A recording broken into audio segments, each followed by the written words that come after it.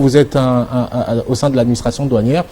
C'est comme si vous voulez vous mettre au milieu pour essayer de concilier la douane et les importateurs.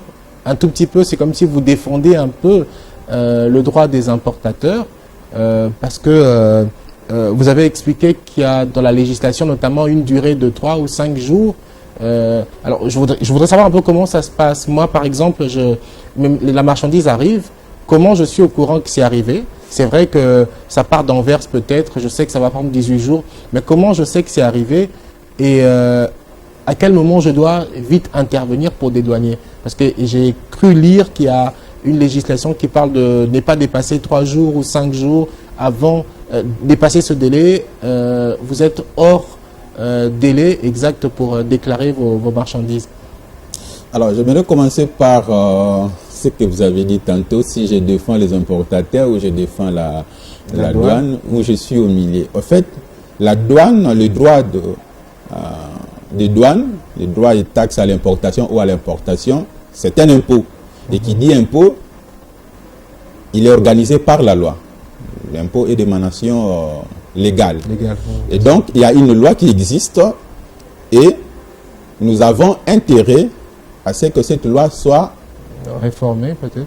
Non, d'abord bien appliquée. Bien appliquée. Oui, bien appliquée. Donc, ici, il est question de voir qu'est-ce que la loi prévoit dans ce genre de situation. Qu'est-ce que la loi prévoit lorsque quelqu'un importe sa marchandise, qu'est-ce qu'elle doit accomplir comme formalité et dans quel délai.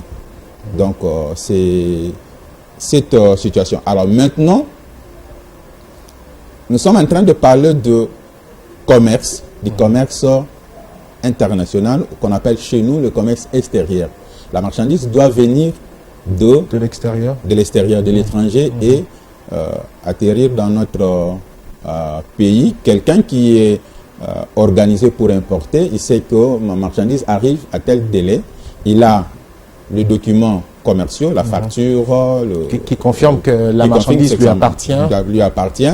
Et il a la lettre de transport, donc qu'on appelle généralement le Bill of Lading, BL, qui confirme que la marchandise est dans un tel moyen de transport et par là, il sait que le bateau ou l'avion peut arriver à peu près à telle date.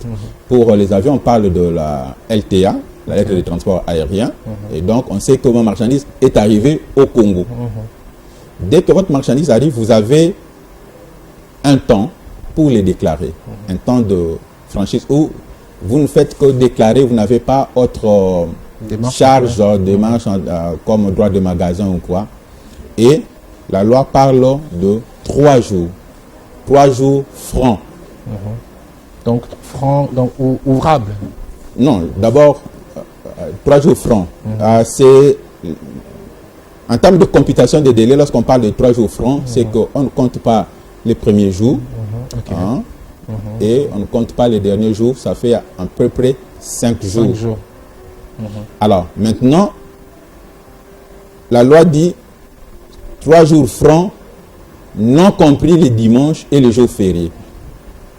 C'est là où intervient la notion de jour ouvrable. C'est-à-dire que si votre marchandise arrive, par exemple, les lundis, vous avez jusque vendredi, samedi pour les déclarer.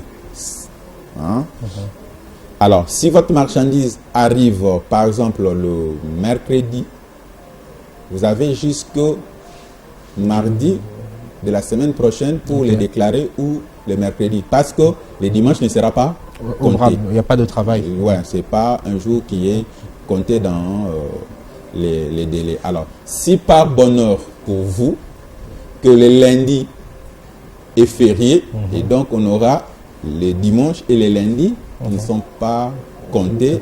Et ça vous permet même de vous organiser.